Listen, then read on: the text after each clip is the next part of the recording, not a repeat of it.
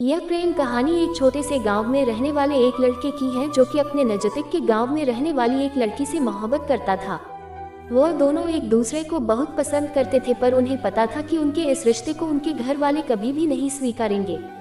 लड़के का नाम अभिषेक था और लड़की नाम माधुरी।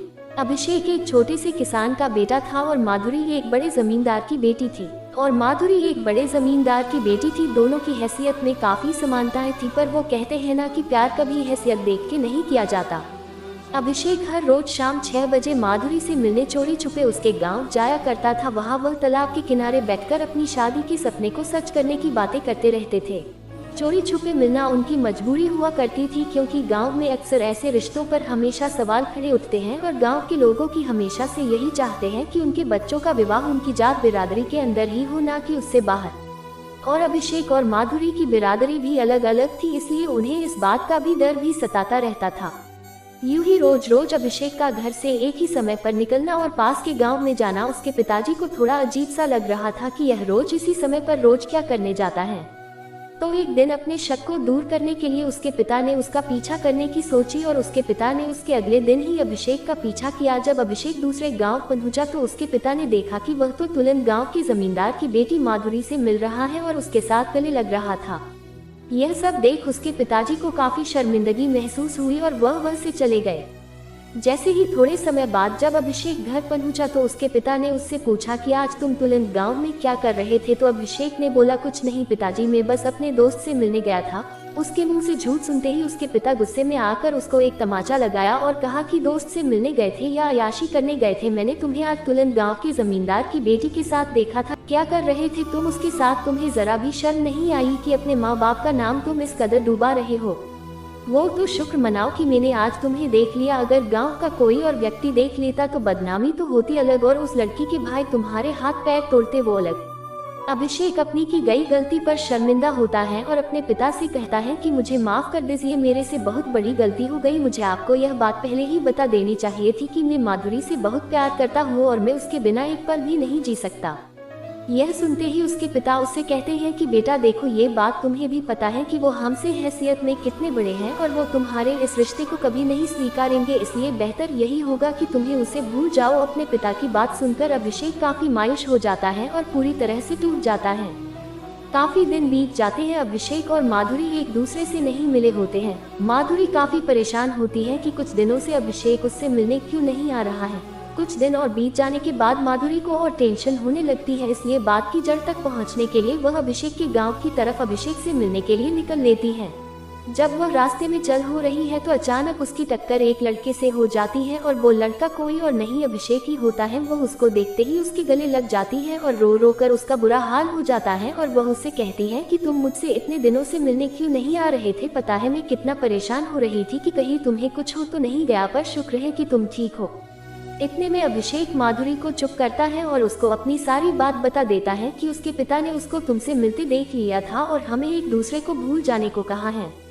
इतने में माधुरी अभिषेक से कहती है कि तुम्हारा प्यार क्या इतना ही सच्चा है कि एक मुसीबत आने पे तुम हमारे प्यार को भूल जाओगे? अगर मुसीबत आई है तो हम दोनों डट कर सामना करेंगे। मैं आज ही अपने पापा से तुम्हारी बात करूंगी कि हम एक दूसरे को कितना चाहते हैं। इतने में अभिषेक माधुरी से कहता है कि नहीं, तुम ऐसा कुछ नहीं करोगी। मैं नहीं चाहता कि तुम अपने परिवार के सामने शर्मिंदा हो और उनका दिल दुखे, इसलिए बेहतर यही होगा कि अब हम एक दूसरे को भूल जाए। इतना कहकर अभिषेक वहाँ से चला जाता है, पर वो मन ही मन बहुत रो भी रहा होता है कि उसका इतने सालों का प्यार अब खत्म हो जाएगा। माधुरी काफी उदास होकर घर पहुंचती है, पर वह अभिषेक की बात को ना मानते हुए अपने पिता से अपने रिश्ते का खुलासा कर देती है। वह बताती है कि वो अभिषेक से कितना प्यार करती है। यह सुनकर माधुरी के पिता उस पर काफी गुस्सा करते, इस बात पर नहीं कि उसने प्यार किया, बल्कि इस बात पर कि उसने एक किसान के बेटे से प्यार किया।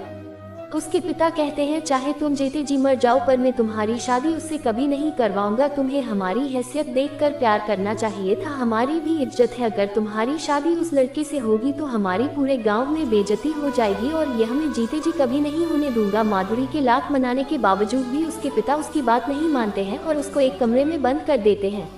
कुछ दिन बीत जाने के बाद माधुरी के पिता उसकी शादी अपने एक दोस्त के बेटे के साथ पक्की कर देते हैं। माधुरी इस रिश्ते के लिए बिल्कुल भी तैयार नहीं थी, पर अपनी नाक कटने के डर से उसके पिता को यह फैसला मजबूरन लेना पड़ा। माधुरी की शादी की खबर सुनकर अभिषेक को एक झटका लग गया था और वह काफी दुखी हो गया था। माधुरी की शादी को होने में सिर्फ 2 दिन रह गए थे। माधुरी पूरी तरह से टूट चुकी थी, पर माधुरी को ये जरूर पता था कि अभिषेक के दिल में अभी भी उसके लिए प्यार जिंदा है। उसके अगले दिन ही माधुरी ने ठाना कि अगर मैं जिएगी तो अभिषेक के साथ ही और मारेगी भी तो अभिषेक के साथ ही, और इसी इरादे के साथ वह अपने कमरे की खिड़की से भाग गई और सीधा जब वह अभिषेक के पास पहुंची तो अभिषेक उसे देखकर बहुत खुश हो गया और वह एक दूसरे को देखते ही देखते गले लग गए।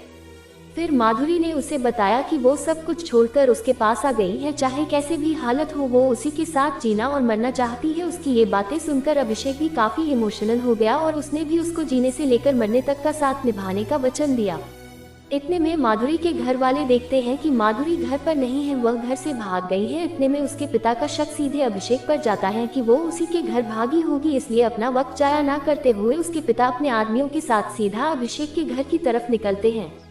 जितने में अभिषेक और माधुरी वहां से कहीं दूर जाने की सोच रहे होते हैं। इतने में माधुरी के पिता वहां पहुंच जाते हैं और उसको वहां ही ले ही जा रहे होते हैं कि इतने में अभिषेक माधुरी के पिता से प्रार्थना करता है कि हमें अलग मत करिए, हम एक दूसरे के बिना नहीं रह सकते। पर माधुरी के पिता उसकी एक बात भी नहीं सुनते और उसकी गोली मारकर हत्या कर देते हैं, यह सोचकर कि अब ये लड़का ही नहीं रहेगा तो माधुरी भी अब कहीं नहीं जाएगी और उनकी गाँव में बेइज्जती होने से भी बच जाएगी। अभिषेक अब मर चुका था और अगले दिन माधुरी की शादी होनी थी, पर माधुरी इस शादी के लिए बिल्कुल तैयार नहीं थी, बल्कि वह तो अब अभिषेक के गम में डूब में चुकी थी और उसने यह वचन लिया था अगर जिएगी तो अभिषेक के लिए ही और मरेगी तो अभिषेक के लिए ही।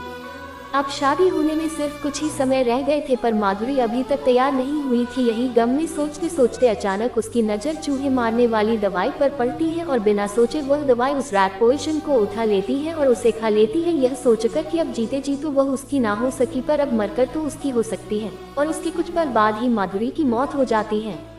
दोस्तों, आशा है आपको यह स्टोरी बहुत अच्छी लगी होगी। अगर